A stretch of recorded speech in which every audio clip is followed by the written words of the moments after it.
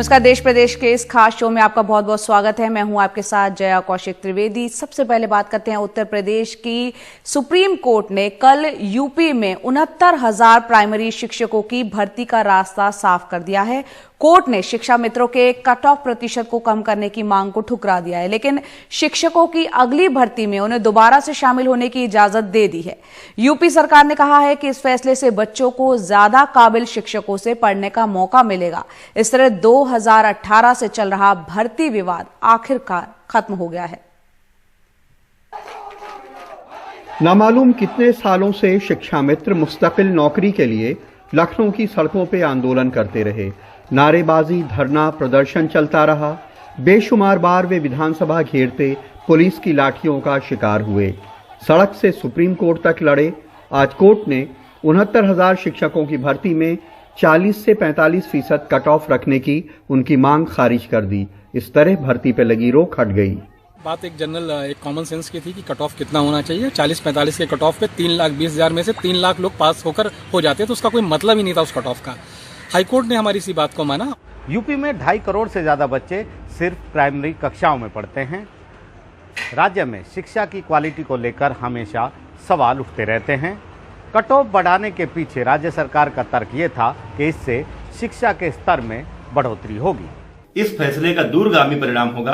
गुणवत्तापूर्ण शिक्षा देने का योगी सरकार का जो निर्णय था, जो प्रारूप था, उस पर मुहर लगाकर माननीय सर्वोच्च न्यायालय ने यह साबित कर दिया है, यह संदेश दे दिया है पूरे देश को कि गुणवत्तापूर्ण शिक्षा हर गांव, गरीब, मजदूर, किसान के बच्चे का अधिकार है। यूपी में शिक्षकों की कमी के चलते बड़े पैमाने पर शिक्षा मित्र बच्चों को पढ़ाते रहे हैं। शिक्षा मित्र काफी लंबे अरसे से मुस्तकिल किए जाने की मांग करते रहे हैं। फिर यह तय हुआ कि टीईटी इम्तिहान दिए बिना शिक्षा मित्र टीचर भर्ती के इम्तिहान में बैठ सकेंगे। यूपी में 5 दिसंबर 2018 को 69,000 टीचर भर्ती का आदेश हुआ। 6 जनवरी 2019 को इम्तिहान हुआ। 7 जनवरी को कट ऑफ जारी हुआ 60 और 65%। 29 मार्च 2019 को हाईकोर्ट की सिंगल बेंच ने कट ऑफ 40 और 45% करने का आदेश दिया।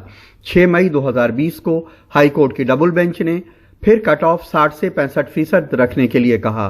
9 जुलाई 2020 को सुप्रीम कोर्ट ने 37,339 शिक्षकों की भर्ती रोकने कहा। यूपी सरकार ने सुप्रीम कोर्ट में एफिडेविट देकर कहा कि अभी प्रदेश में 50,000 से ज्यादा शिक्षकों की भर्ती की गुंजाइश है। अदालत ने शिक्षा मित्रों को उस इम्तिहान में बैठने की इजाजत दी है। माननीय न्यायालय ने जो शिक्षा मित्रों को जो न्यायालय की शरण में गए थे, उनको अगली एक और भर्ती में जो अवसर देने का निर्देश दिया है, उसमें भी हमको कोई आपत्ति नहीं है। अगली जो भी भर्ती होगी, नई भर्ती होगी, उस भर्ती में हम शिक्षा मित्रों को भी एक अवसर देने को तैयार हैं। इस मामले में अच्छी बात यह है कि ज्यादा नंबर पाने वाले अच्छे टीचर बच्चों को पढ़ाएंगे, लेकिन अफसोस की बात यह है कि बरसों से इन बच्चों को पढ़ाने वाले कम नंबर पाने वाले शिक्षा मित्र बेरोजगार हो जाएंगे और उनमें से तमाम को उम्र ज्यादा हो जाने की वजह से अब कोई सरकारी नौकरी भी नहीं मिल सकेगी। दिल्ली में आशीष भार्गव और लखनऊ में कैमरामैन राजेश गुप्ता के साथ कमाल खान, एनडीटीवी इंडिया। अगली खबर भी उत्तर प्रदेश से, जहां 50 बच्चों का यौन शोषण कर उनके वीडियो बेचने के आरोप में पकड़ा गया जूनियर इंजीनियर राम भवन को सीबीआई ने डार्क वेब की छानबीन के दौरान पकड़ा है। अब उसका वीडियो जो है खरीदने वाले भी सीबीआई के निशाने पर आ गए हैं। गिरफ्तारी के बाद जेई राम भवन को सस्पेंड कर दिया गया है। सिंचाई विभाग के जेई राम भवन को बांदा की जिला अदालत में जब रिमांड के लिए पेश किया गया तो नाराज भीड़ उससे तरह तरह के सवाल पूछती रही।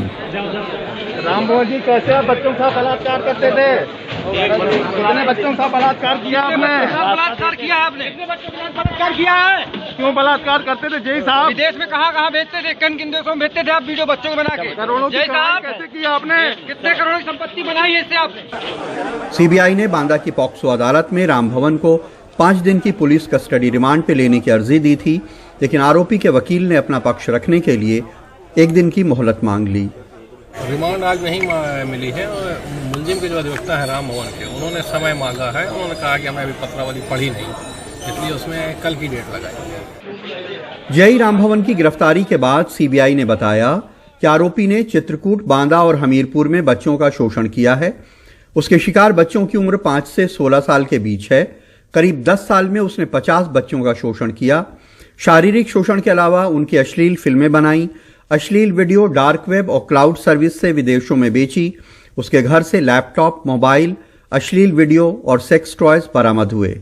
उसके बारे में पहले से ही उसको सर्विलांस में रखा हुआ था उनकी टीम ने, और पहले भी एक व्यक्ति पकड़ा गया था उससे रिलेटेड। दूसरा, डार्क वेब को एक्सप्लोर करके उनके पास एक्सपर्टीज है। ये अभी तक AHTU में हमारे यहाँ डेवलप नहीं हो पाई है, लेकिन यहाँ एंटी ह्यूमन ट्रैफिक यूनिट जो इस प्रकार के मामलों की भी देखभाल करती है, और जो हमारे हेल्प डेस्क हैं, अगर कोई भी सूचना इस प्रकार की आएगी या किसी हेल्पलाइन के जरिए पता चलेगी तो उस पर फौरी कार्रवाई होगी। चित्रकूट में राम भवन जिस कॉलोनी में रहते हैं, वहां अब कोई CBI के खौफ से मुंह खोलने को तैयार नहीं है। राम भवन का घर बंद है, उनकी पत्नी यहां से जा चुकी हैं। CBI की एक टीम चित्रकूट के सरकारी गेस्ट हाउस में डेरा डाले हुए है। उनकी गिरफ्तारी के बाद विभाग ने उन्हें सस्पेंड कर दिया है। मुझे CBI का लेटर मिला, उसके क्रम में मैं सस्पेंशन का रिकमेंडेशन कर रहा हूँ। क्या जानकारी दी गई है CBI की तरफ से? अभी पूरी जानकारी, मुझे केवल लेटर भी प्राप्त हुआ है पॉस्को एक्ट के तहत मुकदमा का। अभी पूरी जानकारी हमें प्राप्त नहीं हो पाई। ये भयानक है कि कोई शख्स पिछले 10 सालों में 50 बच्चों का शारीरिक शोषण करता रहा, उनकी अश्लील वीडियो बना के देश विदेश में बेचता रहा। लेकिन यह उससे भी ज्यादा भयानक है कि इतने अरसे तक अपराध होता रहा लेकिन वो पकड़ा नहीं गया। चित्रकूट और बांदा में सलाउद्दीन और परवेज के साथ कमाल खान, NDTV इंडिया। वहीं उत्तर प्रदेश में महिलाओं की सुरक्षा का मुद्दा भी लंबे वक्त से उठता रहा है। हम बात कर रहे हैं उत्तर प्रदेश के बुलंदशहर जिले की, जहां एक रेप पीड़ित की मौत हो गई है। रेप के आरोपी के परिवार से मिल रही लगातार धमकियों से परेशान होकर उसने खुद को जिंदा जला लिया। इलाज के दौरान अस्पताल में उसने दम तोड़ दिया। मरने से पहले पीड़ित ने बयान दिया था कि उसने खुद ही आग लगाई थी और परिवार पर पड़ रहे दबाव की वजह से उसने फैसला लिया। पीड़ित परिवार आरोपियों के खिलाफ कड़ी कार्रवाई की मांग कर रहा है। मामले में लापरवाही बरतने वाले एक SI को निलंबित किया गया है। दिल्ली के RML अस्पताल के बाहर रेप पीड़िता के मौत के बाद पिता सदमे में है। डॉक्टरों के 3 सदस्यों का पैनल पोस्टमार्टम कर रहा है और मजिस्ट्रेट की निगरानी में पूरी प्रक्रिया की वीडियोग्राफी हो रही है। परिजनों की मांग है कि रेप के दोषियों को कड़ी सजा मिले। यही है कि उनको सजा मिलनी चाहिए, सख्त सजा मिलनी चाहिए। बस जो आगे कोई ऐसा ना कर पाए किसी और बच्चे के संग में। चलो हमारी ये तो बेटी थी। ये घटना मंगलवार की है, जब बुलंदशहर के जहांगीराबाद थाने की एक नाबालिग युवती जल गई थी। इस युवती के साथ इसी साल 15 अगस्त को रेप हुआ था, जिसमें 5 लोग गिरफ्तार कर जेल भेज दिए गए थे। परिवार का आरोप है कि मंगलवार को रेप के आरोपियों ने घर आकर पीड़िता पर समझौते का दबाव बनाया। इसी दौरान युवती ने आग लगा ली। प्रकरण में जो वादी के द्वारा तहरीर दी गई है, उस तहरीर में नामित अभियुक्तों में से 3 अभियुक्त की गिरफ्तारी कर ली गई। शुरुआती दौर में सुबह करीब 11 बजे तक यही बात थी कि पीड़िता के द्वारा स्वयं जो है आग लगाई गई है, लेकिन परिवारीजनों द्वारा जो तहरीर दी गई है उसमें जलाए जाने की बात कही गई है। हम सारे तथ्यों की गहनता और निष्पक्षता से जांच करेंगे। जिला प्रशासन ने पीड़ित परिवार को सुरक्षा का भरोसा दिलाने के साथ साथ 2 अन्य फरार आरोपियों को जल्द गिरफ्तार करने का आश्वासन भी दिया। बुलंदशहर से मनीष शर्मा के साथ रवीश रंजन शुक्ला, NDTV इंडिया।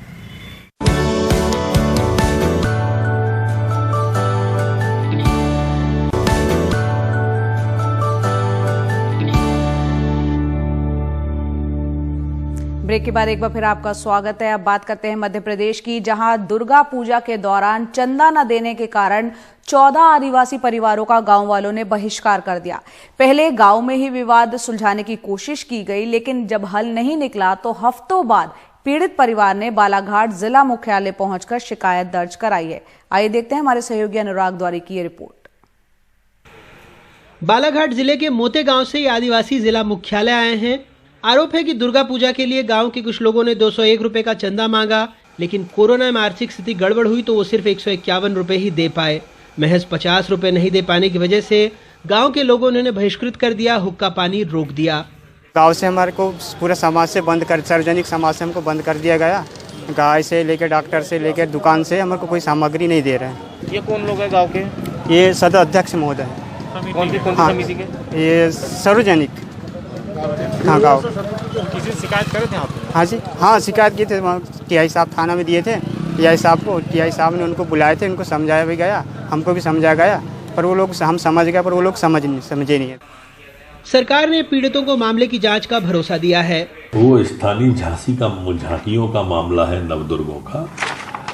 ये लामटा थाना जो है ना, वहाँ का मामला है।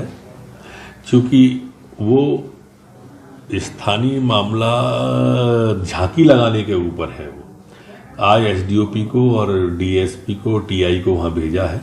पारस्पर सामंजस्य से कोई वास्ता नहीं निकलता है तो क्या त्रुटि और क्या कार्रवाई हो सकती है, शाम तक उसमें कार्रवाई होगी। विपक्ष इस मामले पर हमलावर है, कह रहा है कि सरकार ऐसे मामलों में चर्चा से भागती है। नवरात्रि के कितना समय बीत गया, उन गरीबों की रिपोर्ट नहीं लिखी गई।